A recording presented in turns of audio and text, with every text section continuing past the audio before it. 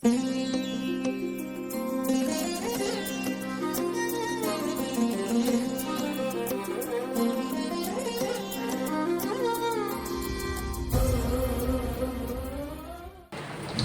స్తోత్రం. హల్లెలూయా. మంచిది ప్రియులారా, ఈ రాత్రి వేళ సమకూడిచ్చిన మీ అందరికీ మన ప్రభువును రక్షకుడైన యేసుక్రీస్తు నామంలో మీ అందరికీ శుభాభివందనాలు, దైవాశీస్సులు. అలాగే ఇక్కడ ఉన్న దైవజనులందరూ కూడా హృదయపూర్వక వందనాలు. నాకంటే చాలా పెద్దలు, సేవలో ముందున్నవారు, అనుభవాల్లో ముందున్నవారు, వయసులో పెద్దవారు. నిజంగా వాళ్ళ ఎదుట నిలిచి మాట్లాడటకు నాకు ఎటువంటి యోగ్యత కూడా లేదని అనుకుంటున్నాను. దేవుని కృప, దేవుడు అవకాశం ఇచ్చింది బట్టి దేవునికి మహిమ. ఈరోజు ఈ రాత్రి వేళ మరి ఈ ప్రాంతంలో ఇక్కడ నిలుచొని వాక్యం అందించడానికి నన్ను ఆహ్వానించిన దైవజనులు మరి జాషువా అన్న కూడా ప్రత్యేకమైన వందనాలు. అన్న కూడా ఎంతో భారభరితంతో ఇక్కడ సేవ చేస్తున్నాడని చిలకలూరుపేటలో తండ్రి సన్నిధిలో మేము కూడా చెప్పుకొని ప్రభువుని మహిమపరుస్తున్నాం. హల్లెలూయా, హల్లెలూయా. నాకంటే పెద్దవాడు, వయసులో ఆత్మీయతలో పెద్దవాడు, అలాగే అభిషేకంలో కూడా పెద్దవాడు, అన్ని విధాలా నాకంటే పెద్దవాడు. ఆయన ఇచ్చిన వాడిని ఈరోజు ఇక్కడికి ఆహ్వానించి దేవుని వర్తమానాన్ని అందించమని అడిగి ఉన్నాడు. సో దేవుని ఇచ్చిన మనస్సును బట్టి మరొక దైవజనుడికి ప్రత్యేక వందనాలు తెలియజేస్తున్నాను. సంగమా మీ అందరికీ మరొక హృదయపూర్వకమైన వందనాలు, శుభాలు, దైవాశీస్సులు. గట్టిగా స్తోత్రం చెప్పండి, గట్టిగా చెప్పాలి. చాలా సంతోషం. మరి నాకు 9:30కి సమయం ఇచ్చారు. అన్న మైకి ఇచ్చెళ్ళాడు, మరి ఎప్పుడు ఆపాలో చెప్పలేదు. మరి నేను కొద్ది మాటలు మీకు అందిస్తాను. ఎన్ని గంటల వరకు చెప్పొచ్చు ఇక్కడ వాక్యం అండి? చెప్పండి అండి, ఎన్ని గంటల వరకు చెప్పొచ్చు? మౌనంగా ఉంటే 3 గంటలు మాట్లాడతాను. మీరు నోరు తీర్చేదని చెప్తే నేను ఒక టైం తీసుకుంటాను. మీరు మౌనంగా ఉంటే మౌనం అంగీకారం గుర్తు, అంటే నా అంగీకారం ఎప్పుడు ముగిస్తే అప్పుడే. మరి అవసరమైతే రాత్రి ఆన్లైన్ చేసి మళ్ళీ కూడా చేస్తాడు దేవుని చిత్తం అయితే. హల్లెలూయా, హల్లెలూయా. బయట ఉన్న వరకు కూడా ప్రత్యేకమైన వందనాలు. రండి దేవుని వాక్యాన్ని ధ్యానించుకుందాం. అపోస్తల కార్యములో 3వ అధ్యాయము ఒకసారి తీసుకుందాం. అపోస్తల కార్యములో 3వ అధ్యాయము 1వ వచనం చదువుకుందాం. పగలు 3 గంటలకు ప్రార్థనా కాలం పేతురు యోహాను దేవాలయానికి ఎక్కువ వెళ్ళుచుండగా పుట్టినది మొదలుకొని కుంటివాడైన ఒక మనుషుడు మోసుకొని పోబడుచుండెను. వాడు దేవాలయంలోకి వెళ్లి వారిని భిక్షమడుగుటకు కొందరు ప్రతిదినం వారిని శృంగారమున దేవాలయం ద్వారం వద్ద ఉంచుతూ వచ్చి పేతురును యోహాను దేవాలయంలో ప్రవేశింపబోనప్పుడు వాడు చూచి భిక్షమడుగగా పేతురును యోహాను వారిని తేరుచు వచ్చి మా తట్టు చూడమనేది. వాడు వారి యొద్ద ఏమైనా దొరుకునని కనిపెట్టుచు వారి యొద్ద లక్ష్యం ఉంచెను. అంతటా పేతురు, వెండి బంగారం నా యొద్ద లేవు గాని నాకు కలిగినదే నీకు ఇచ్చుచున్నాను, నేను నజరుడైన యేసుక్రీస్తు నామమున నడుమని చెప్పి వాని కుడి చేయి పట్టుకొని లేవనెత్తెను. చాలు, చిన్న మాట ప్రార్థన చేద్దాం. తలలో వంచండి. మహాపరిశుద్ధుడైన మా తండ్రి, ప్రేమ స్వరూపి, మీకు వందనాలు, కృతజ్ఞతలు చెల్లిస్తున్నాం. ఈ రాత్రి వేళ ఈ దండముడి ప్రాంతంలో వార్షికోత్సవ ఈ ప్రార్థన కూడికలోనికి తీసుకొచ్చిన ప్రజలందరిని బట్టి మీకు స్తోత్రాలు, దైవజనులను బట్టి మీకు స్తోత్రాలు. నాయన ఇక్కడ జరుగుతున్న సేవ కొరకై స్తోత్రాలు, కృతజ్ఞతలు చెల్లిస్తున్నాం. ఇంతవరకు నా ప్రభు ఆశీర్వాదకరంగా అన్ని క్రమాలు మీరు జరిగించారు, దాన్ని బట్టి వందనాలు. ఇదిగో ఈ ప్రాముఖ్యమైన సమయంలోనికి వచ్చి ఉన్నాము. చదవబడిన వాక్య భాగంలో నుంచి మాతో మాట్లాడండి. ఏ మాటలు మాకు అవసరమో మాకు తెలియదు కానీ ప్రభు అందరి హృదయాలు ఎరిగిన దేవుడవు, నీకు సమస్తము తెలుసు. ఈ రాత్రి వేళ ఎవరికి ఏ మాటలు కావాలో మీరే నీ కృపతో మాకు బోధించి మాతో మాట్లాడమని ప్రార్థన చేస్తున్నాం. వాక్యాన్ని గడ్డగా పనిచేస్తున్న ప్రతి విధమైన దురాత్మలను యేసుక్రీస్తు నామంలో బంధిస్తున్నాం. మీ నడిపింపును మాకు దయచి నలుపుడను నన్ను మరుగు చేయండి. రాత్రి వేళ మీరే ప్రజలతో మాట్లాడమని యేసుక్రీస్తు నామములో ప్రార్థన చేస్తున్నాము తండ్రి. ఆమేన్, ఆమేన్, ఆమేన్. మంచిది ప్రియులారా, ఈ వార్షికోత్సవ కూటంలో నేను కొద్ది మాటలు అందిస్తాను, శ్రద్ధగా వినండి. ఈ చదువుకున్న వాక్య భాగాన్ని గమనిస్తే యేసు ప్రభువుతో పాటు ఉండి సేవ చేసిన అపోస్తలులు, శిష్యులలో ఒక 2 గురించి ఇక్కడ మనం చదువుకున్నాం. పగలు ఇంచుమించు 3 గంటల టైంలో వాళ్ళు దేవాలయానికి ఎక్కిపోవచ్చుండి వచ్చారంట. ఎందుకు? ప్రార్థన చేసుకోవటానికి, దేవుని సన్నిధిలో గడపటానికి. ప్రతిరోజు లాగిన వాళ్ళు కూడా దేవాలయానికి వెళుతున్నారు. కానీ అనుకోకుండా ఆ రోజు ఒక విచిత్రమైన సందర్భం ఎదురైంది. అదే దేవాలయంలో పుట్టినది మొదలుకొని అవిటి వాడిన ఒక వ్యక్తి అక్కడ కూర్చొని తన బ్రతుకు నిమిత్తము, బ్రతకటానికి పోషణ నిమిత్తము తను భిక్షాటనం చేసుకుంటూ అక్కడ కూర్చున్నాడు. దేవునికి స్తోత్రం చెప్పండి. హల్లెలూయా. ఆ తర్వాత ఇతను పేతురు యోహాను వైపు చూడటము, ఏమైనా మాకు దొరుకుతుందేమో వీళ్ళ దగ్గర అతను చూడటం, వాళ్ళేమో మా దగ్గర వెండి బంగారం లేవు అని చెప్పడం, ఆ తర్వాత దేవుని కృపతో వాళ్ళు ఒక అద్భుతాన్ని చేయడం జరిగించారు. ఈ స్టోరీ అంతా మీకు తెలుసు. అయితే నేను ఈ చదువుకున్న వాక్య భాగంలో వచ్చి మీకు ఒక మాట అందిస్తాను. ఇక్కడ కూర్చున్న వ్యక్తి, పుట్టినది మొదలుకొని కుంటివాడైన వ్యక్తి దేవాలయంలోనే కూర్చోవడానికి గల కారణం ఏంటి? చాలామంది ఒకవేళ కాలు చేతులు లేని వాళ్ళు కావచ్చు, భిక్షాటనం చేసే వాళ్ళు కావచ్చు, వాళ్ళు సిగ్నల్స్ దగ్గర కావచ్చు, వీధుల్లో కావచ్చు, ఎక్కడెక్కడెక్కడెక్కడ భిక్షాటనం చేసుకోవచ్చు. సో దేవుని కృపలో వాళ్ళకి అందాల్సిన ధనము కానీ పోషణ కానీ అందుతానే ఉంటుంది. కానీ ఇతను గినక గమనిస్తే ఇతనిలో కొన్ని లక్షణాలు మనం చూడగలుగుతాం. ఇతని జీవితంలో జరిగిన కొన్ని కార్యాల లక్షణాలు ధ్యానిస్తే మనకి స్పష్టంగా పరిశుద్ధాత్మను బయలుపరుస్తాడు. ఆమేన్, ఆమేన్. ఇతను ఎన్నుకున్న స్థలము శ్రేష్టమైనది, ఇతను కూర్చున్న స్థలము శ్రేష్టమైనది. ఎక్కడున్నాడు ఇతను? ఎక్కడ కనిపెట్టుకుంటున్నాడు? దేవాలయంలో కనిపెట్టుకున్నాడు.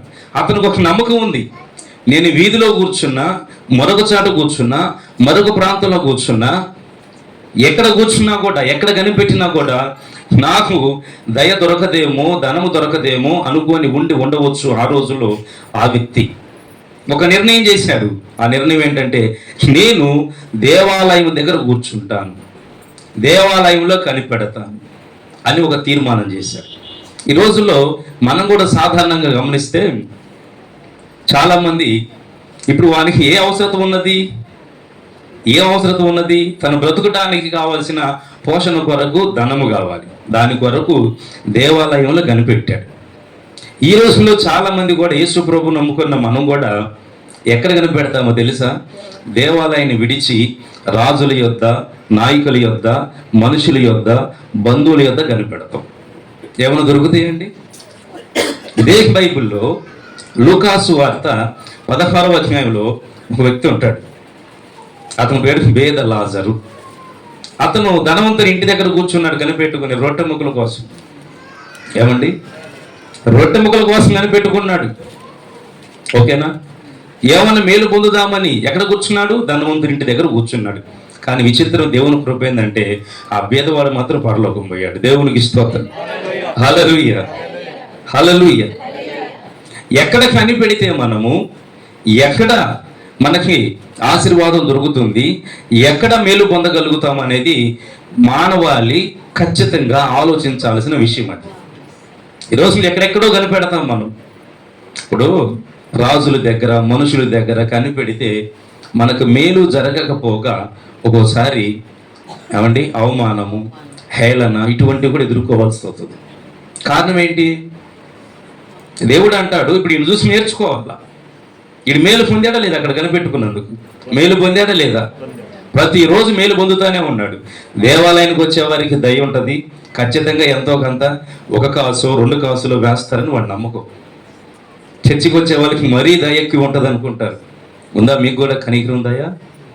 క్రైస్తవులకి దయ ఎక్కువ, కనికరం ఎక్కువ అని మరి చాలామంది అనుకుంటారు. అవునా కాదా? దయ ఉందా? క్రైస్తవుల కంటే దయ, కరుణ, జాలి ఇవన్నీ యేసు ప్రభు లక్షణాలు. కాబట్టి మనం ఆయన రక్తంలో కరగబడ్డాం కాబట్టి, ఆయన సంతతి, ఆయన కుమార్తె కుమారులు కాబట్టి ఆ లక్షణాలు మనకు కూడా రావాలి. వచ్చినవా? దయ ఉందా? కరుణ, జాలి ఉందా? లేదంటే కఠిన హృదయాలు ఇంకా మనలో పనిచేస్తూ ఉన్నాయా? ఏమంటే చెప్పాలి. బయట వినిపిస్తుందా? నాకు మీకు వినిపిస్తుందా ఈ మాటలు? బయట కూడా వినిపిస్తుందా? వినిపిస్తే స్తోత్రం చెప్పండి ఒకసారి, గట్టిగా చెప్పండి. హల్లెలూయా. వీడిని గమనిస్తే వీడు కనిపెట్టిన స్థలం అనేది చాలా విలువైంది. దేవాలయంలో కనిపెట్టాడండి. దేవుని సన్నిధిలో కనిపెట్టిన వాడు, దేవాలయం మీద ఆనుకున్నవాడు నష్టపోయినట్టు చరిత్రలో లేదు. దేవుని సన్నిధిలో కనిపెట్టిన వారు, దేవాలయంలో కనిపెట్టిన వారు మేలు పొందకుండా కీడు పొందినట్లు దాఖలాలు లేవు. రాసి పెట్టుకోండి మీ బైబిల్లో. ఎక్కడెక్కడో కాదు వెతకడం, ఎక్కడెక్కడో కాదు కనిపెట్టడు. కనిపెట్టవలసింది దేవుని సన్నిధిలో. కొట్టండి చప్పట్లు. దేవుని సన్నిధిలో కనిపెట్టాలండి. చాలా మంది మనుషుల దగ్గరికి వెళ్ళి మనుషుల మీద ఆధారపడి మనుషులు అడుగుతూ ఉంటారు, నాకు అది కావాలి ఇది కావాలి అని వేచమాడతారు, కోపగించుకుంటారు, ఏమండి రకరకాల విన్యాసాలు చేస్తారు. బైబుల్ అట్లాగనే ఒక స్త్రీ ఉంది, నాకు సంతానం కావాలని భర్త మీద గొడవ వేసుకుంది పోయి, ఇస్తావా చేస్తావా అని. అసలు ఆమె చూడు అడగటం, సంతానం ఇచ్చేది ఎవరు? దేవుడు కదా. గర్భఫలం ఇవ్వాలంటే ఎవరు వశంలో ఉన్నది? దేవుని ఆధీనంలో ఉన్నది. దేవుని కదా అడగాల్సింది. ఏమో పోయి తన భర్త మీదకి పోయి గొడవ పెట్టుకుంది, సంతానం ఇస్తావా సస్తావా అని. ఎవరు ఆమె? ఎవరు?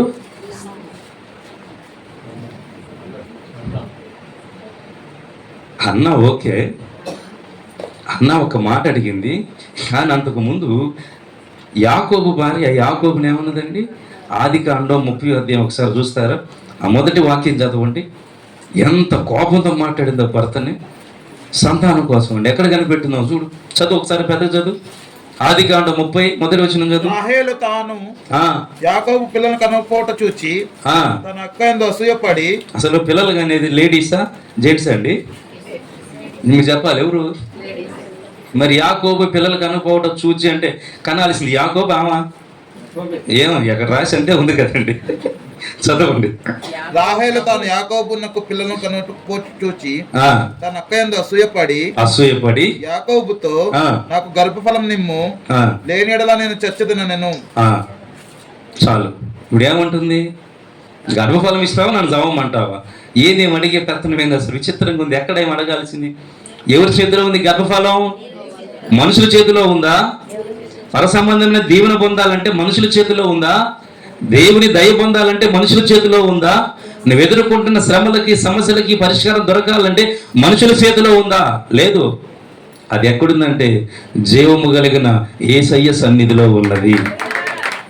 దేవునికి స్తోత్రం కలుగును గాక. హల్లెలూయా. వీడిని చూసి నేర్చుకోవాలంటే మనం పుట్టిన మొదలుకొని కుంటువాడే, కానీ మనం చూసి నేర్చుకోవాలి. ఏమేమో భర్త మీద గొడవ వేసుకుంది, సంతానం ఇస్తావా చావమంటావా? ఓ పాట ఉంది, మనుషులను నమ్ముట కంటే, ఇంకా రాజులను నమ్ముట కంటే యెహోవాను ఆశ్రయించువారు ఏమంటారంట? గొంతు బాగలేదు కాబట్టి పాడటం, లేకపోతే పాడేవాడిని పాట. దేవునికి స్తోత్రం. హల్లెలూయా. మనుషుల మీద ఆధారపడి మనుషుల దగ్గర కనిపెడితే ఏ మేలు దొరకదండి. నువ్వు కనిపెట్టవలసింది దేవుని సన్నిధిలో, నువ్వు ఆధారపడవలసింది దేవుని మీద, నువ్వు నివసించవలసింది దేవాలయములో. మేలు పొందాడు వాడు, కీడు పొందలా. మేలు పొందాడు, అవమానం నింద ఏమీ పొందలేదు, మేలే పొందాడు. చాలామంది ఉన్నారు ఎక్కడెక్కడెక్కడో కనిపెట్టుకున్నారు, కానీ వాడు తెలివిగా దేవాలయంలో కనిపెట్టుకొని కూర్చున్నాడు. యేసు ప్రభు నమ్ముకున్న భక్తులు చాలా ప్రేమ కలిగిన వాళ్ళు, జాలి కలిగిన వాళ్ళు, దయ కలిగిన వాళ్ళు అనుకొని వాళ్ళైతే వెంటనే దానం చేస్తారు అని కూర్చున్నాడు. కొంతమంది ఇప్పుడు మనం వెళ్తున్నప్పుడు అక్కడక్కడ ఆ భిక్షాటం చేసుకున్న వాళ్ళు ఎదురు పడతారు.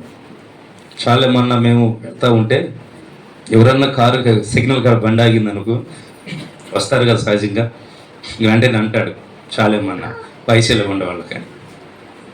సరే ఏదో ఇస్తాం, మా దగ్గర తీసుకుని పోతాం.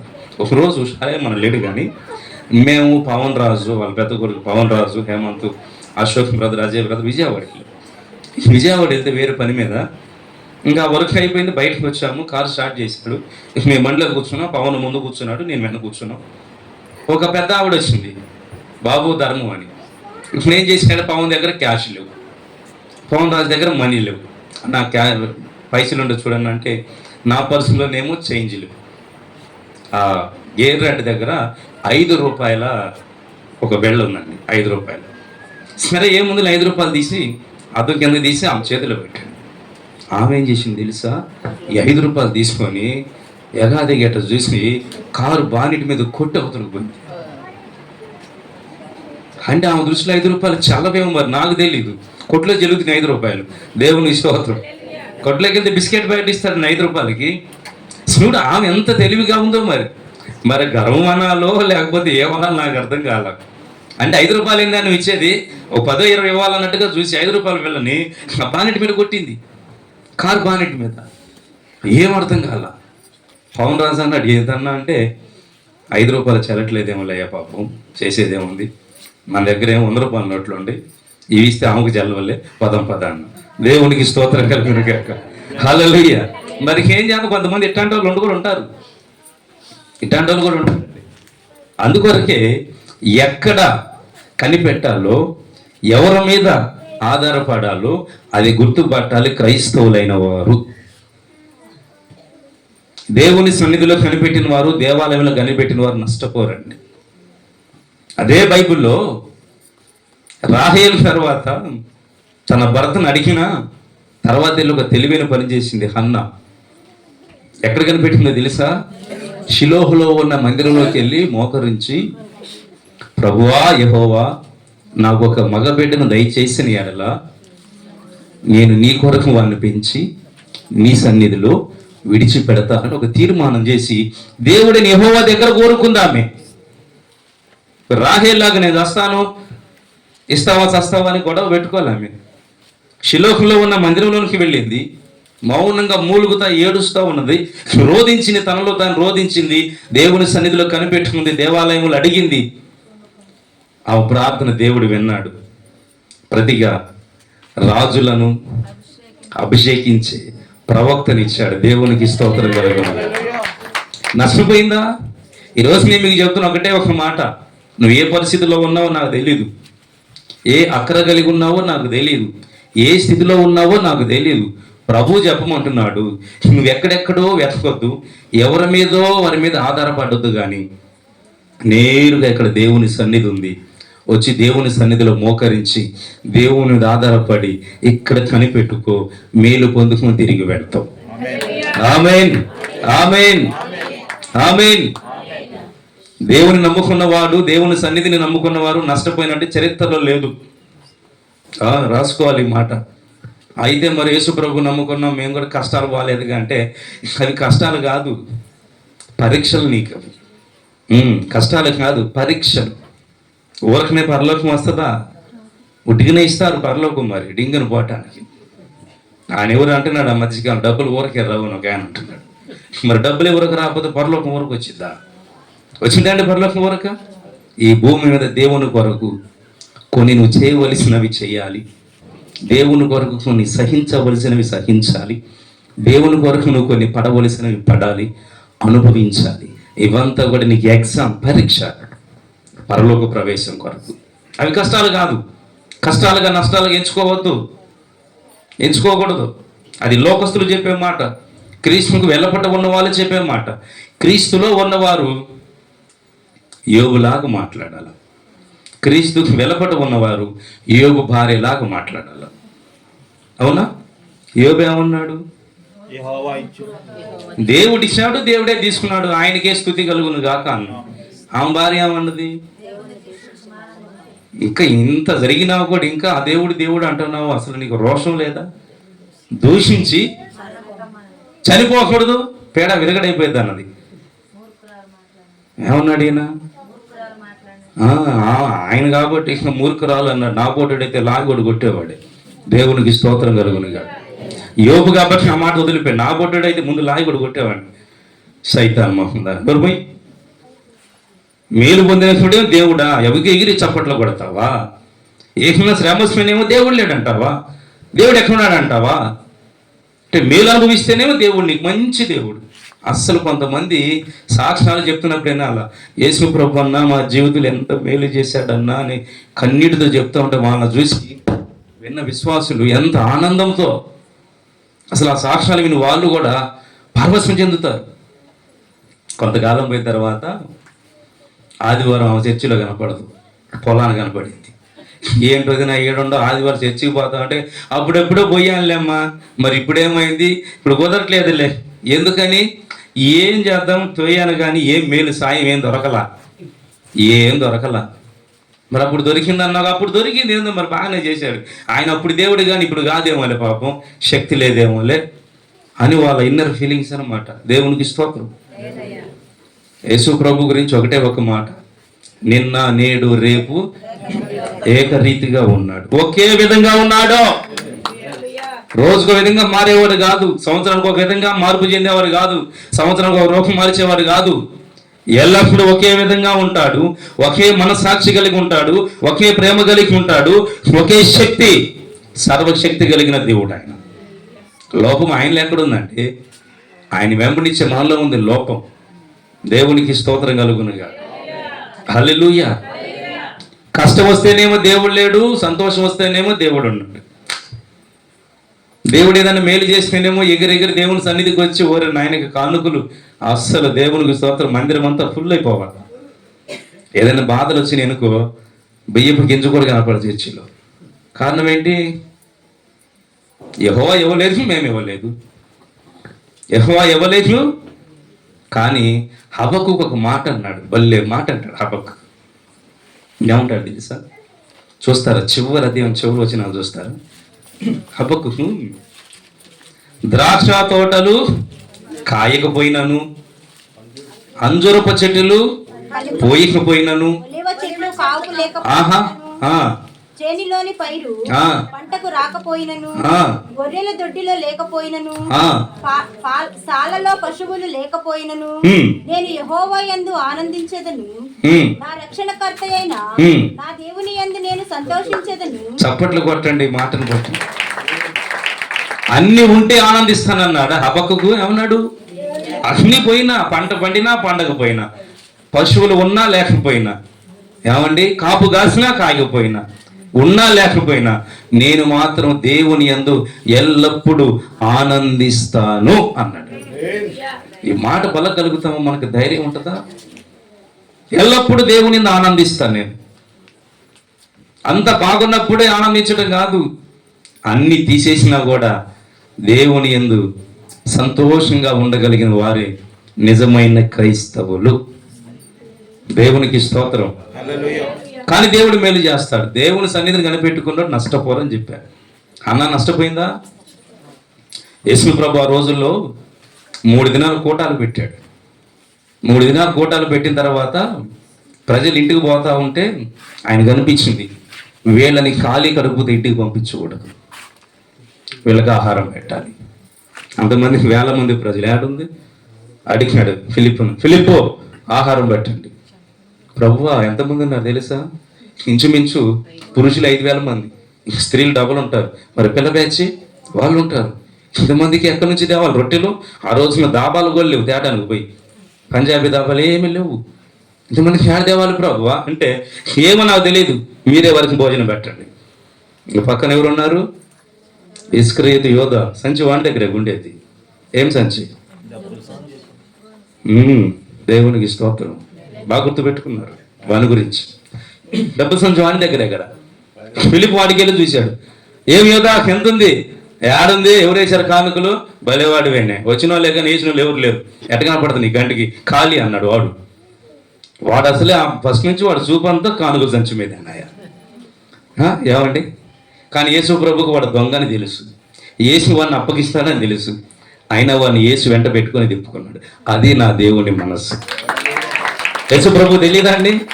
వాడు దొంగని తెలుసు, అప్పగిస్తాడని తెలుసు, అన్ని తెలుసు, ఆయన ఏమీ తెలియనట్టు వానితోనే సహవాసం చేశాడు.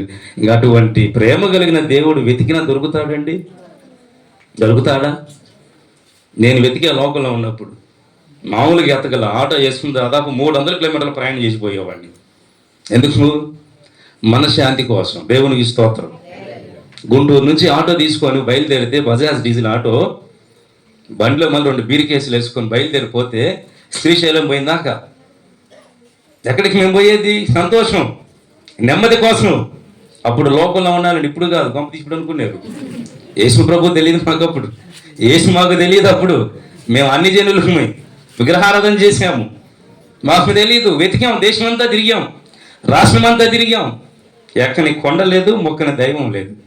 ఎక్కడికి వెళ్ళినా కూడా ఏం తీసుకొచ్చావు, ఎంత వేస్తావు, ఏదన్నా చేసుకో, నువ్వేదన్నా చేసుకో, ఆడేసి వెళ్ళిపో అంటే ఎట్లన్నా బతుకు పర్వాలేదు, కానీ ఏదో ఒకటి చెల్లు.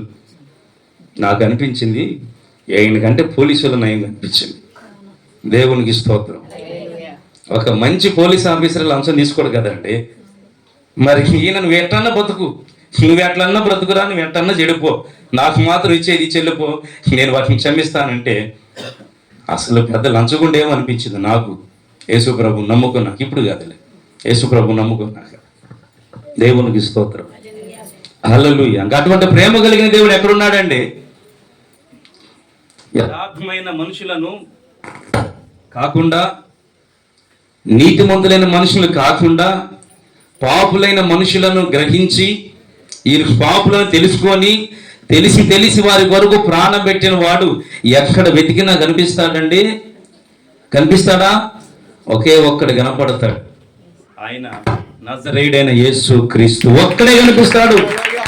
ప్రపంచం మొత్తం తిరిగిరా, ఇంకెవరైనా కనపడితే నాకు చెప్పు, నేను కూడా ఆలోచిస్తాను. తిరగాల్సినవన్నీ తిరిగాము, తిప్పాల్సిన పుస్తకాలను తిప్పేసాము, చేయాల్సిన పాటలు పడ్డాము, అన్నీ చేశాము. చివరికి ఎక్కడా కనపడలేదు, కానీ దేవుని సన్నిధిలో కనిపించాడు ఆయన రక్షకుడైన యేసు క్రీస్తు. మనుషులందరినీ ప్రేమించిన వాడు సమానంగా ఒకే ఒక దేవుడు. మనం నీతిమంతులమని ప్రాణం పెట్టాడా? లేదు, పాపులమని తెలిసి ప్రాణం పెట్టాడు. పాపాత్ముల కొరకు ఎందుకయ్యా నువ్వు ప్రాణం పెట్టావని నువ్వు అడగవచ్చు. అప్పుడు ఆయన అంటాడు, పాపాత్ముల కొరకు నువ్వెందుకు ప్రాణం పెట్టావయ్యా? మంచివాని కొరకు కదా నువ్వు ప్రాణం పెట్టాల్సింది, మంచివాని కోసం కదా నువ్వు ప్రాణం పెట్టాల్సింది అని అడిగితే ఆయన అంటాడు, వాళ్ళు నీతిమంతులని ప్రాణం పెట్టలేదు, పాపులను తెలిసే ప్రాణం పెట్టా. ఎందుకు పెట్టావు మరి? కన్న ప్రేమది నాది. ఏం ప్రేమ? ఒకసారి ఒక ప్రాంతంలో పని చేస్తూ ఉన్నారు కొంతమంది, వాళ్ళతో పాటు ఒక బాబు కూడా పని చేస్తూ ఉన్నాడు, 10-12 ఏళ్ళ బాబు కూడా. అమాంతంగా చేస్తూ బావిలో పడిపోయాడు పిల్లవాడు. ఇంక వీళ్ళందరూ ఒడ్డు మీద ఉండి అరే ఏమైంది చూడండి, దూకాడు, ఎట్లా ఉంది, ఏంది చూడండి బావి మీద తిరుగుతున్నారు, కానీ ఒక్కడు కూడా లోపలికి దూకల. అల్లంత దూరం నుంచి పరిగెత్తుకుంటూ వస్తున్నాడు ఒకడు. పరిగెత్తుకుంటూ వచ్చి అమాంతను వాళ్ళు నెట్టివేసి అమాంతన బావిలోకి దూకేశారండి. బావిలోకి దూకేసి వాళ్ళని తీసుకొని రక్షించి ఒడ్డుకు తీసుకుని వచ్చిన తర్వాత ఈ పక్కన వాళ్ళు అంటారు, నీకేమైనా మైండ్ పోయిందా? మాకు జాత కాకుండా మేము దూకలాక నేత రాకనా? అది కొత్త బావి, కొత్త ఊరు, లోతు ఎంత ఉందో తెలియదు, అడుగున రాళ్ళు ఉండేయో లోపల ఉండే తెలియవు, ఏముండయో తెలియవు, మురుకులాకి దూకావు, నైతే నీకు ఎందుకు దూకావు? మాకు జాత కాకనా అని వీళ్ళు అంటే, అప్పుడు అతను అన్న మాట ఏంటంటే, అయ్యా అందులో పడ్డవాడు నా కన్న కొడుకు, వాడు నా కన్న కొడుకు కాబట్టి వాడు పడిన బాధే కనిపించింది, దాని లోతు కనిపించలా, దానిలో ఉన్న ప్రమాదం కనిపించలా నాకు అని చెప్పాడు ఆ తండ్రి. అలాగని యేసు ప్రభువుని అడిగితే, ఎందుకు ప్రభువా ఈ పాపుల కొరకు ప్రాణం పెట్టావంటే, వాళ్ళందరినీ నా చేతిలో చేసుకున్న నా బిడ్డలు అని ఆయన చెప్పగలుగుతాడు. వాళ్ళు నా బిడ్డలు కాబట్టి నాకు బాధ ఉంటుంది, పక్కోడికి ఎందుకు బాధ ఉంటుంది? వాళ్ళు నశించిపోతా ఉంటే నాకు బాధ ఉంటుంది, పక్కోడికి ఏం బాధ ఉంటుంది? కాబట్టి వాళ్ళు నా బిడ్డలు, వాళ్ళ కొరకు నేను ప్రాణం పెట్టాను అంటాడు యేసయ్య. అవునా కదా? ఈ విధంగా మీరు గమనిస్తే యేసు లాంటి దేవుడు ఎక్కడా దొరకడండి. వాళ్ళకి దొరికిన వాళ్ళు మాత్రం ధన్యులు, గంతే. యేసు ప్రభు దొరికిన వాళ్ళు ధన్యులు, దేవునికి స్తోత్రం. ఇక దొరకని వాళ్ళు దానికి వ్యతిరేక పదం నేను అనను, మీరు మనసులో అనుకోండి. దేవునికి స్తోత్రం. ఆయన ఈరోజు నాకు దొరికాడు కాబట్టి నేను ధన్యులు అని చెప్పగలుగుతున్నాను. ఒకప్పుడు యేసు ప్రభు నమ్ముకున్నప్పుడు భయంకరమైన స్థితిలో ఉన్నాం మేము, దుర్భరమైన జీవితం. చివరికి ఎంత దారుణం అంటే, కన్న తండ్రి చనిపోతే ఆ శవానికి జరిగించవలసిన అంత్యక్రియలకు కూడా డబ్బులు లేని స్థితి. అటువంటి స్థితి. కంటి ముందు బాడీ శవం ఉంది, ఏం చేయాలి ఇప్పుడు? ఏం చేయాలండి? దహన సంస్కారాలు చేయాలి కదా. ఏముంది, చేసేయచ్చు అనుకున్నా. ఏముందిలే, ఒక 50,000 లక్ష ఖర్చు పెడదాం అనుకున్నా. ఫ్రెండ్స్ ఉన్నారుగా, ఇస్తారులే అనుకున్నా. 1,000 రూపాయలు ఈ చేతులతో ఫ్రెండ్స్ ఖర్చు పెట్టాను, వాళ్ళతో తిరిగాను, స్నేహం చేసినాను. ఫ్రెండ్స్ అంతా నాకు లక్షాధికారులే, నా ఫ్రెండ్స్ అంతా. అప్పట్లో ఒక్కొక్కడికి 10 ఎకరాలు 20 ఎకరాలు, అప్పట్లో 50 లక్షలు ఎకరం, 2009-10 ఆ టైంలో. కోడికి 10 ఎకరాలు 20 ఎకరాలు. వాళ్ళు నా స్నేహితులు. ఎవడు ఏం తక్కువ వాళ్ళకి? వాళ్ళతో నా స్నేహం. నేను అట్ట అనుకునేవాడిని. ఎవరిని అడిగితే ఎవడు నా ఫ్రెండు? రంగ వైభవంగా చేస్తా, అంతిమ యాత్ర అనుకున్నా. నలుగురికి ఫోన్ చేస్తా పైసలు కావాలని. ఒక్కడు కూడా రూపాయి పెట్టేవాళ్ళ. బంధువులు మొత్తం వచ్చేసారు, హడావుడి చేస్తున్నారు. మా అక్క వాళ్ళు, బావ వాళ్ళు, మా అన్నదమ్ములు, మా పెదనాన్న కొడుకులు, బాబాయ్ కొడుకు అందరూ వచ్చేసారు. ఏంట్రా అంటే, ఎక్కడున్నా నేను లేను అక్కడ. నేను నేరుగా బార్ షాపులో కూర్చున్నా. తండ్రి సేవ ఇంట్లో పెట్టుకుని బార్ షాపులో కూర్చున్నా. నేను మూర్ఖత్వము. యేసు ఒకరికి దొరకకపోతే వాని జీవితం అంధకారమే. వెళ్ళి బార్ షాపులో కూర్చుంటే నా దగ్గర కబురు వచ్చింది. ఓరే నువ్వేంటి ఇక్కడ కూర్చున్నావు? నీకోసం వెతుకుతున్నారు. ఇంటికాడ కార్యక్రమాలు ఉంటాయి కదరా, కొడుకు కదరా, నువ్వు తలకరు పెట్టాలి కదరా, నువ్వేంట్రా ఇక్కడ కూర్చున్నావు అంటే, పైసలు దొరకలేదు అని చెప్పాను నేను. డబ్బులు దొరకలా. నాకు అనిపించింది, ఎంత స్నేహితులు, ఎంత నమ్మాము, ఎంత ఖర్చు పెట్టాము. ఆపద రాంటే ఒక్కడే వల్ల, అవసరం రాంటే ఒక్కడే వల్ల. అదే ఫోన్ చేసి మందు కావాలరా అంటే ఫ్రీగా పోపిస్తాడు వాడు, పిలిపించాల. మందుకి పెద్ద కష్టం అవసరంలా, డబ్బులు దొరుకుతాయి. అవసరానికి మంచి పనికి ఒక నియమని చెప్పు, ఎవడు ఇవ్వలా. చివరికి ఏం చేశారు తెలుసా? మా నాన్న అంతిమ సంస్కారాన్ని చందాలు వేసుకుందామని పోగయ్యారు మా బావ వాళ్ళు. ఇద్దరు బావలు నాకు, ఇద్దరు అక్కలు, 2 బావలు. ఇక నీ వల్ల ఏమైంది లేరా, తలా కొంచెం మేము వేసుకుంటాం ఈ కార్యక్రమానికి అన్నారు. మళ్ళీ ప్రెస్టేజేషన్. బావోళ్ళు ఇటువంటి విషయాన్ని ఖర్చు పెడితే వాళ్ళ జీవితాన్ని సాధిస్తారు. వాళ్ళు అక్కర్లేదు పోండి అన్న వాళ్ళతోటి. అప్పటికి మా తమ్ముళ్ళు అన్నదమ్ములు వచ్చి, సరే మేము వేసుకుంటాం లేరా, మా పెదనాదేగా బాబాయ్యగా ఉండప్పుడు నువ్వు హిందూ లేరా అంటే మొత్తం లెక్క రాసి నోటు రాసిస్తాను ఇచ్చేవాడికి. మళ్ళీ రూపాయలు లేవు చేతులు. డబ్బులు లేకపోయినా మళ్ళీ రోషం ఏడ తగ్గిద్దండి. అటువంటి దుర్భరమైన జీవితంలో ఉన్న ఒకప్పుడు అండి, యేసు దొరకక ముందు నేను చెప్పే సంగతి. అప్పటికి వాళ్ళు చందాలు వేసుకోవడానికి సిద్ధపడితే, కానీ అప్పటి నుండే మా నాన్న యేసు ప్రభు నమ్ముకోవాలా, యేసు వార్త ఎవరు చెప్పలేదు. మనసాక్షిని బట్టి పరదేశంలో ఉంటాడని నమ్ముతున్నా. దేవునికి స్తోత్రం. ఎవరానికి సువార్త చెప్పలేదుగా, మనసాక్షిని బట్టి మరి పరదేశాలు అందిస్తామని రోమాపత్రికలో ఉంది కాబట్టి ఆ లేఖనాన్ని బట్టి వెళ్తాడులే అని మంచి క్రియలు బట్టి అనుకుంటున్నా. ఇంకా దేవుని సెలవు. తీరా ఆ రోజు చందాలు వేసుకొని ఇవ్వలేదు. ఏం జరిగిందంటే, వీళ్ళంతా నువ్వు 10,000 వేసుకో, నువ్వు 10,000 వేసుకో, నువ్వు 5,000 వేసుకో, వీళ్ళందరూ చెప్తా ఉంటే ఒక అతను వచ్చాడు నా దగ్గరికి. నేరుగా ఒక అతను వచ్చి, వాడు అర్జున్ ఎక్కడ ఉన్నాడు అన్నారు. పలానా సార్ కూర్చోను. వచ్చి నేరుగా నా చేతిలో 20,000 రూపాయలు డబ్బులు పెట్టాడు అతను. నాకు మా బంధువు అతను కూడా. నేను అనుకున్నాను, బాబాయ్ వడ్డీ కలిపి నీకు ఇస్తాను ఈ డబ్బులు అన్న. నాకెందుకురా ఇచ్చేది, నా డబ్బులు కాదు ఇవి, మీ నాన్న డబ్బులు రా అన్నాడు ఆయన. నాకేమర్థం కాదు, మా నాన్న డబ్బులు ఏంటి? మీ నాన్న పోయిన సంవత్సరం వరి చేనేసాడు కదరా, నాకు 10 బస్తాలు వడ్లు ఇచ్చాడరా, డబ్బులు ఇవ్వాలా నేను వాటికి. ఇంకా మీ నాన్న చనిపోయాడని నాకు తెలిసిందిరా రాత్రి. నా దగ్గర లేకపోయినా ఇంకోసారి తీసుకొని వచ్చాను. ఈ మీ నాన్న డబ్బులే, 20,000 రూపాయలు మీ నాన్నకి ఇవ్వాలి నేను అని తీసుకొచ్చి అప్పుడు ఇచ్చాడు ఆయన. వాస్తవానికి ఈయన వడ్లు ఇచ్చింది మాకు తెలియదు, ఈయనకి డబ్బులు ఇవ్వాల్సింది మాకు తెలియదు. ఇంట్లో చెప్పాల, అడుగుతాం పోయి, మాకేం అవసరం. కొంతమంది అయితే మంచి వాళ్ళు అయితే చనిపోయాడు కదా ఇంకా ఏం ఆధారం లేదు కానీ అప్పు నెగ్గొట్టేస్తారు తెలివిగా. కొంతమంది ఇట్లాంటి వాళ్ళు ఉంటారు. తప్పది, అది దేవుని బిడ్డలకి తగదు. అతను అన్యుడైనప్పటికీ కూడా మరి అతను మంచి మనసాక్షి. ఈ మినా డబ్బులే అనిపించి ఇంకా అవి తీసుకున్నారు, జయించారు. నేను అనుకున్నాను, చివరికి మా నాన్న మౌనంగా చనిపోయి కూడా చెప్పాడు, నేను చనిపోయినా సరే నా కార్యక్రమానికి నీ మీద ఆధారపడకుండా నేనే కష్టపడ్డాను రా అని చెప్పి వెళ్ళాడు ఆయన. అంత టార్చర్ పెట్టాను నేను మా తల్లిదండ్రులని, తెలుసా మీకు? అటువంటి వాడిని ఈరోజు యేసు ప్రభు నమ్ముకొని, యేసై నమ్ముకొని ఆ దుష్ట మనసంతా పోయింది, ఆ పాపిష్ట జీవితం అంతా పోయింది. ఇప్పుడు పరిశుద్ధాత్మతో నింపబడి దేవుని సేవ చేస్తా తిరుగుతూ ఉన్నాం. నేను అనుకుంటాను, మా నాన్న ఇప్పుడు బ్రతికుంటే ఎంత ఆనందపడేవాడో పాపం.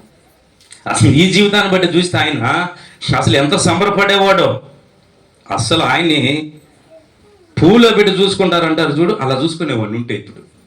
కానీ లేదు, దేవుడు కూడా ఒక్కోసారి సమయం ఇచ్చేంత వరకు ఇస్తాడు. ఆయన ఇచ్చిన సమయంలోనే మనం చేయవలసిన పనులు కానీ, మార్పు చెందవలసిన జీవితాన్ని కానీ, చేయవలసిన తీర్మానాలు కానీ ఇచ్చిన సమయంలోనే చేయాలి. దాటిపోతే ఇంక తిరిగి రావు. ఈ పరిస్థితిని ఎప్పుడో చేయవలసి ఉన్నది. ఎప్పుడో దేవుడు ప్రాణం పెట్టాడు నా కొరకు. నేను గుర్తించలా, నేను ఆలోచించలా, అన్వేషించలా, కనిపెట్టలా. ఎక్కడెక్కడో తిరిగాను. ఎక్కడెక్కడో తిరిగితే అక్కడ మేలు జరిగిద్దని, ఎక్కడెక్కడో తిరిగితే పాపాలు పోతాయని ఇవన్నీ తిరిగి తిరిగి విసిగి వేశారు. చివరికి యేసు ప్రభువునందు తప్ప ఎక్కడ రక్షణ లేదు అని తెలుసుకొని ప్రభువు నమ్ముకోవడం మొదలుపెట్టి, ఆయన చనిపోయిన తర్వాత అక్కడి నుంచి వేరే ఊరు వెళ్ళి, అక్కడి నుంచి చిలకలూరుపేట వెళ్ళి, చిలకలూరుపేటలో శాలేమన దగ్గరికి వెళితే ఆయన కూర్చుని పెట్టి సువార్త చెప్పి దేవుని పరిచయం చేస్తే అప్పుడు రక్షణ పొందాను. 2012 సెప్టెంబర్ 26వ తారీఖున పొందాను నేను రక్షణ. నేటికి ఒక 12 ఏళ్ళు. దేవుడికి స్తోత్రం. హల్లెలూయా. 2010లో మా నాన్న నిద్రించారు. మా నాన్న చనిపోయి 2 సంవత్సరాలకి ప్రభువు నన్ను దర్శించారు. ఆయన ఎప్పుడో దర్శించడానికి సిద్ధంగా ఉన్నాడు. నేను అవకాశం ఇవ్వాలి ఆయనకి. ఎన్నో అవకాశాలు వచ్చినాయి, నేనే వాటిని త్రోసివేసేసాను. ఈ రాత్రి వేళ ప్రభు నీ పట్ల ఏ సంకల్పం కలిగి ఉన్నాడో త్రోసివేయమాక, ఏ ప్రేరణ కలిగిస్తున్నాడో ఆ ప్రేరేపణను తోసివేయమాక, నీ పట్ల ఏ చిత్తం కలిగి ఉన్నాడో ఆ చిత్తాన్ని గుర్తుపట్టాలి. సమయం పోతే రాదు, సమయం పోతే తిరిగి రాదు. ఆ తర్వాత నువ్వు మొత్తుకున్న సమయం తిరిగి రాదు, గుర్తుపట్టాలి. ఎందుకు చెప్పాను ఈ మాట? యేసు వంటి దేవుడు లేడు అని చెప్తూ ఈ మాట నేను చెప్పాను. యేసు వంటి దేవుడు లేడు. యేసయ్య సన్నిధిలో కనిపెట్టుకున్న వారికి ఏ నష్టం లేదు.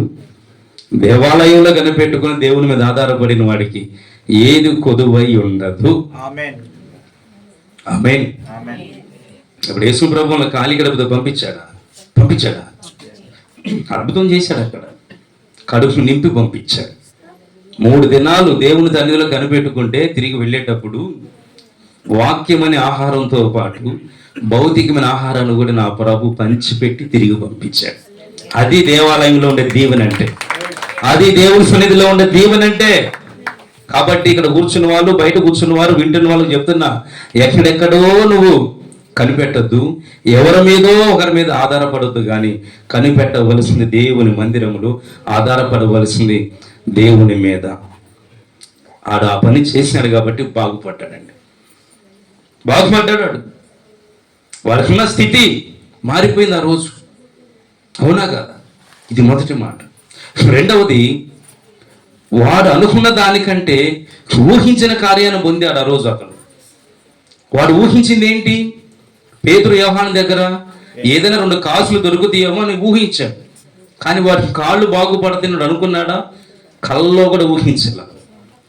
అనుకున్న దానికంటే ఎక్కువ ఆశీర్వాదం కూడా చేయగలడు ఆయన. నువ్వు ఊహించిన కార్యాలు కూడా చేయగలడు ఆయన. ఎక్కడ? దేవుని సన్నిధిలో కనిపెట్టుకొని ఉంటే. దేవునికి స్తోత్రం కలుగును గాక. ఏదో 4 కాసులు తీసుకుందాము, 2 కాసులు ధర్మం చేస్తారేమో అని వాళ్ళ వైపు తేరి చూచాడు.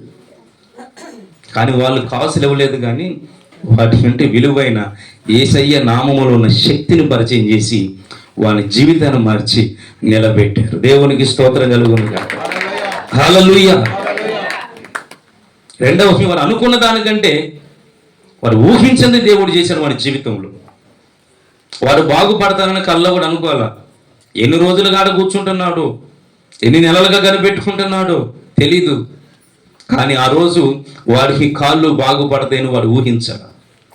కానీ వాడు ఊహించలేదు. కానీ వాడిని సృష్టించిన దేవుడు ఊహించి ఉన్నాడు. ఈరోజు నీకు విడుదల, ఈరోజు నీకు విడుదల, సమయం ఆసన్నమైనది అని దేవుడికి తలంచి ఉన్నాడు. ముందుగానే తలంచి ఉండి వాడు అనుకోని దాన్ని కూడా ఆయన నెరవేర్చాడు ఆయన సన్నిధిలో. ఒకసారి నీవు అనుకోనివి కూడా దేవుడు నెరవేరుస్తాడు. ఒకసారి నువ్వు ఊహించు, ఇది జరిగిద్దా, ఇది జరిగిందా, ఇంత జరిగిద్దా అంటే అంత కాదు, అంత 2 అంతలు చేయగలడు ఆయన. నువ్వు చేయాల్సింది ఒకటే, మౌనంగా ప్రార్థించి విశ్వాసంతో నిరీక్షణ కలిగి ఉండటమే. ఇంకదే చేయాల్సింది. ఆయన ఏదైనా చేయగలడు.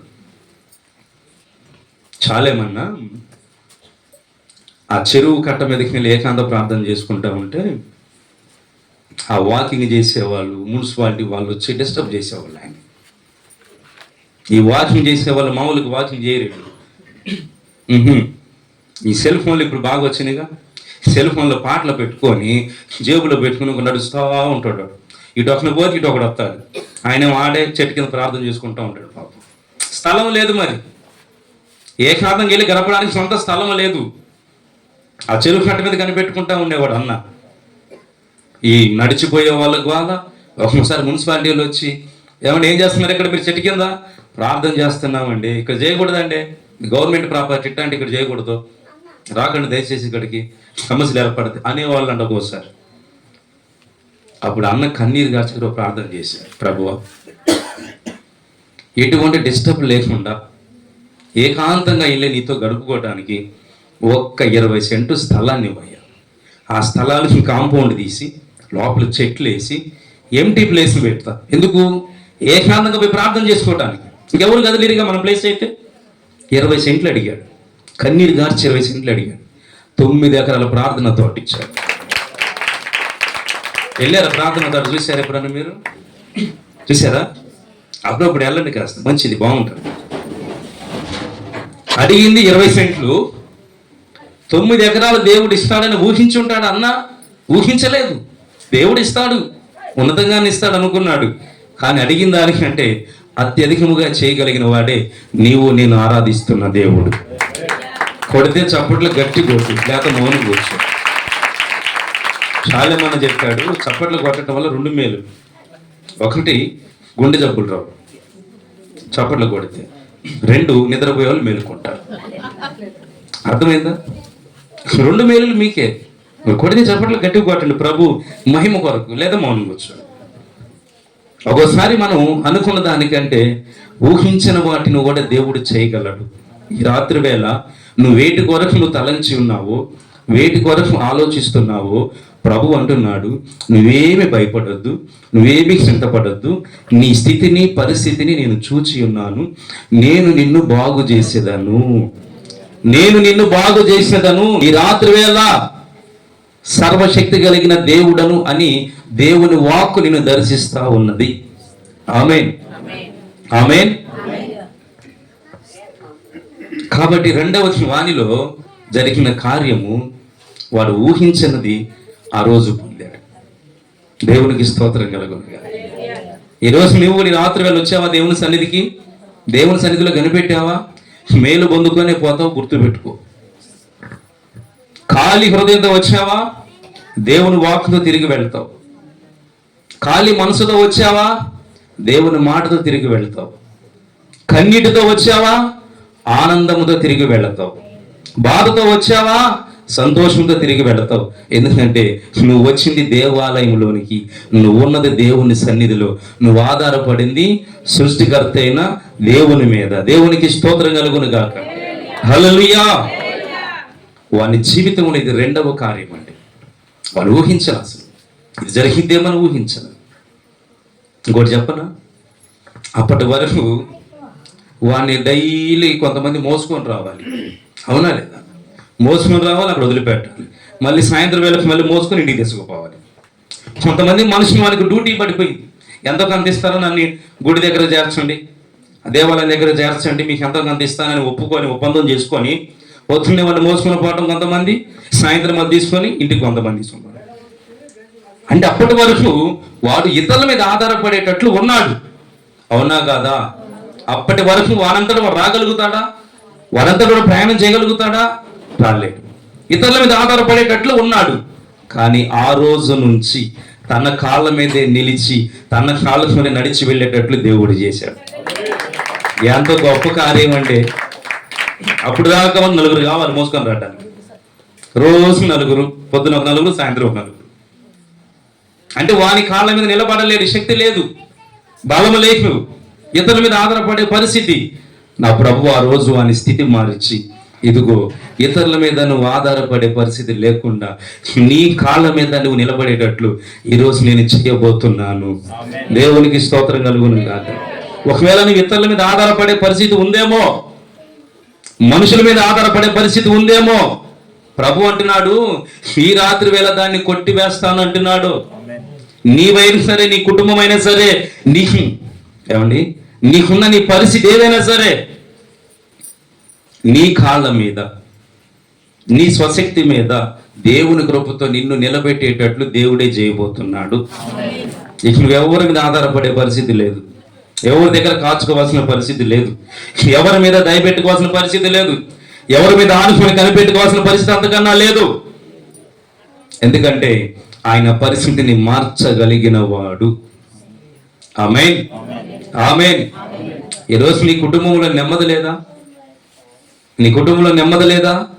నా ప్రభు అంటున్నాడు నీ కుటుంబానికి నెమ్మది కలుగజేసి, ఇతరుల మీద ఆధారపడేట్లు కాదు, నీ మీద ఇతరులు ఆధారపడేటట్లు నేను చేయబోతున్నాను. నేను ఒక నూతన క్రియ చేయబోతున్నాను.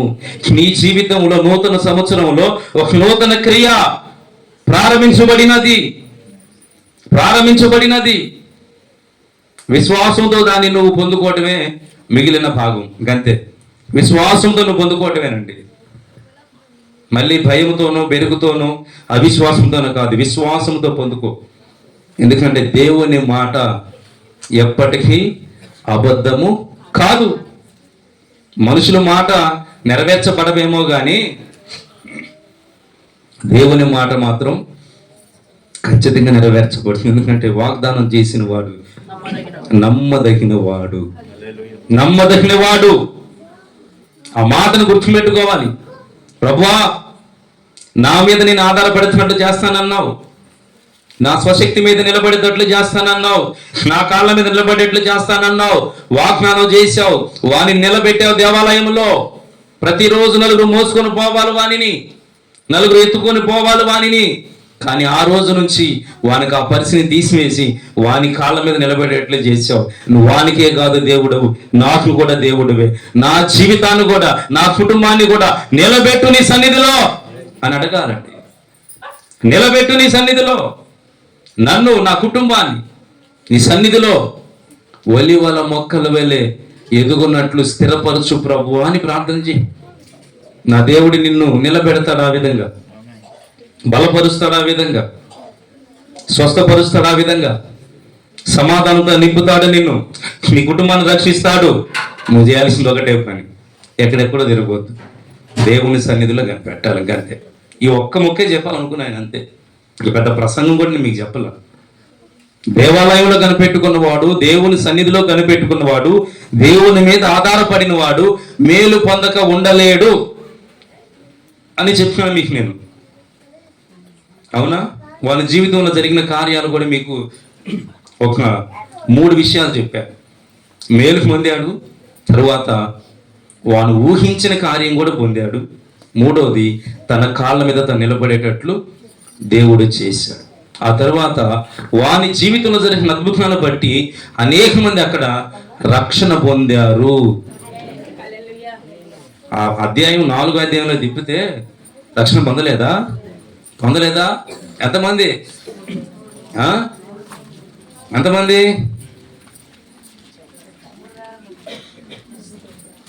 హస్తం గుర్తు చూపించాను కండి.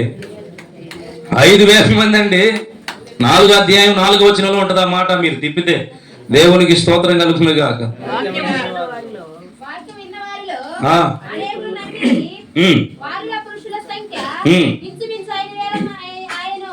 చాలు.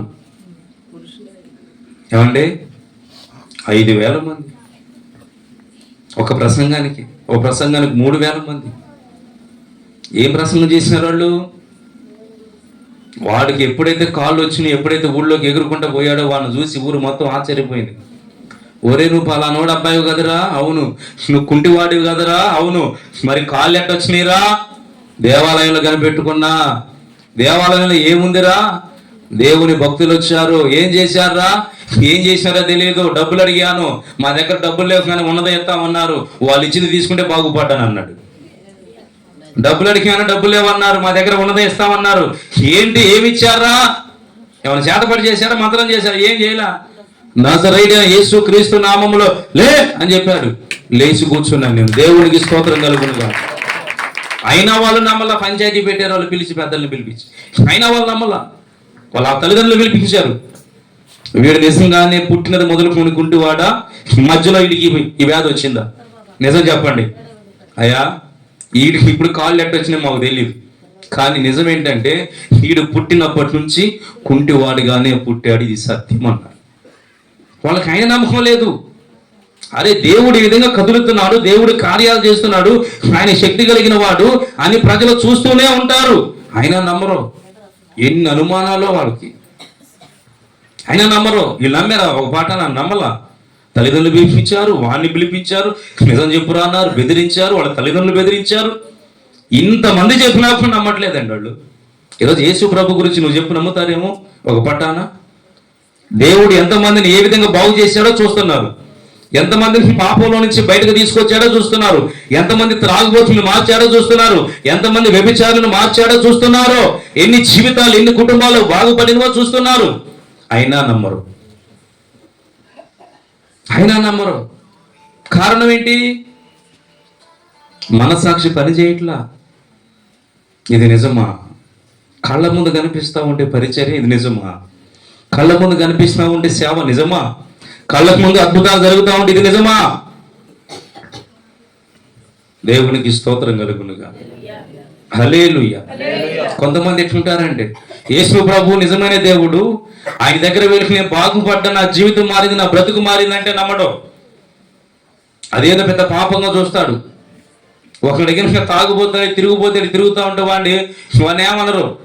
ఆహా, యేసు ప్రభు నమ్ముకుని నేను బాగుపడ్డాను, నువ్వు కూడా బాగుపడని చెబితే పెద్ద బాధ అయిపోయింది వాళ్ళకి. ఏం చెప్పాలి మరి? ఏమండి, నేను బాగుపడ్డాను, నా జీవితం మారింది, ఇదిగో నేను సాక్ష్యం చెబుతున్నా, నమ్మితే నమ్ము, లేకపోతే లేదు. నమ్మితేనేమో నీకే మేలు, నమ్మకపోతే ఎవరి కర్మ? నా కర్మ ఎందుకైతే? ఎవడైతే నమ్మడు వాని కర్మ అయింది. దేవునికి ఇష్టం. రేపు అక్కడ కనపడతాడు అసలైన ఆయన ఎవరు. ఇప్పుడు ఇక్కడైతే కాదు కనపడేది, అక్కడ సినిమా కనపడేది ఒక్కొక్కరికి. దేవునికి స్తోత్రం. హల్లెలూయా.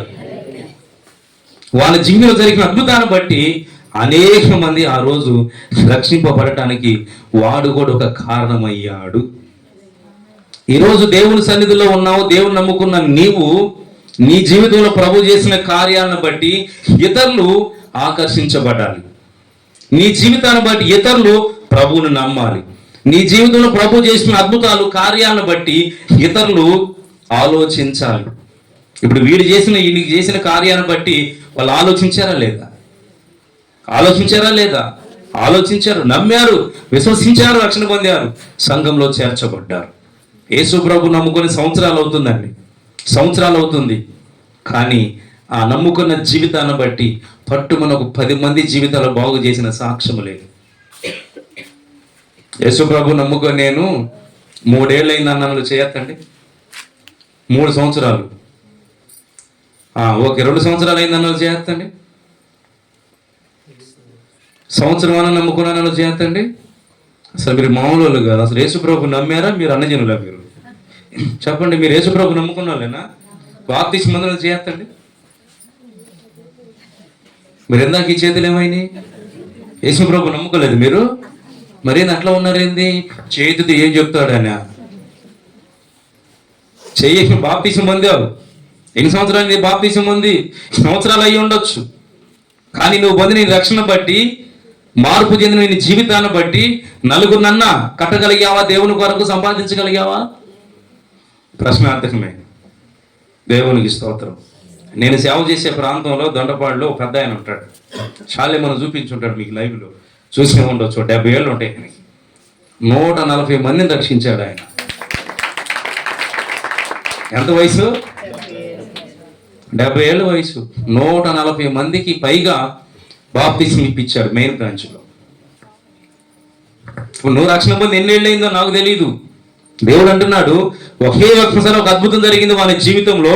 వాని జీవితంలో జరిగిన అద్భుతాన్ని బట్టి, వాడి జీవితాన్ని బట్టి, వాని మార్పును బట్టి 5,000 మంది ప్రభువుని తెలుసుకుంటే సంవత్సరాలు గడిచిపోతా ఉంది నువ్వు నమ్ముకొని, నిన్ను బట్టి నీ జీవితాన్ని బట్టి దేవుడు నీ జీవితంలో చేసిన కార్యాలను బట్టి ఒక్క కుటుంబం అన్నా ప్రభు సన్నిధికి వచ్చారా? ప్రశ్నించుకో. వస్తే స్తోత్రం, రాకపోతే నూతన సంవత్సరంలో ఒక తీర్మానం చేయి. వాని వల్ల నన్ను మార్చున్న ఆయన, వాని జీవితంలో జరిగిన అద్భుతాలన్నా నా జీవితంలో జరిగించు నాయన. సాక్షాత్మే నేను నా సన్నిధిలో నుంచి వెళ్ళి ప్రజలకు బాహాటంగా నా పట్ల చేసిన దేవుని కార్యాలను ప్రచురిస్తా నేను అని ఒక తీర్మానం చేయాలి. చేస్తారా? చేయరా? చేస్తే ఈ మందిరం నిండిపోతుంది. చేయకపోతే ఇక్కడ ఉన్న వాళ్ళే కూర్చొని ఆరాధించుకుంటూ ఉంటారు. ఇప్పుడు మందిరం నిండటం కావాలా? ఇప్పుడు వీళ్ళంతా ఇంతమంది, వీళ్ళంతా ఇక్కడ సంఘస్థులేనా అమ్మా? ఈ ఊరు సంఘస్థులైన వీళ్ళందరూ